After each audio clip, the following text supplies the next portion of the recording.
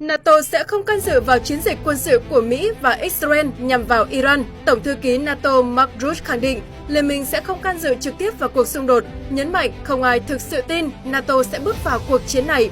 Theo ông, Iran và khu vực vùng vịnh đều nằm ngoài phạm vi lãnh thổ của NATO nên không thuộc diện liên minh tham chiến. Tuy nhiên, Tổng thư ký NATO cũng nhấn mạnh rằng cuộc chiến của Mỹ và Israel chống lại Iran là rất quan trọng đối với an ninh ở châu Âu. Tổng thư ký NATO Mark Rutte cho biết, ông hoàn toàn ủng hộ quyết định của Tổng thống Mỹ Donald Trump trong việc phát động tấn công Iran và loại bỏ lãnh đạo tối cao của nước này. Theo ông Rutte, mối đe dọa từ một Iran sở hữu vũ khí hạt nhân là kịch bản mà phương Tây không thể xem nhẹ.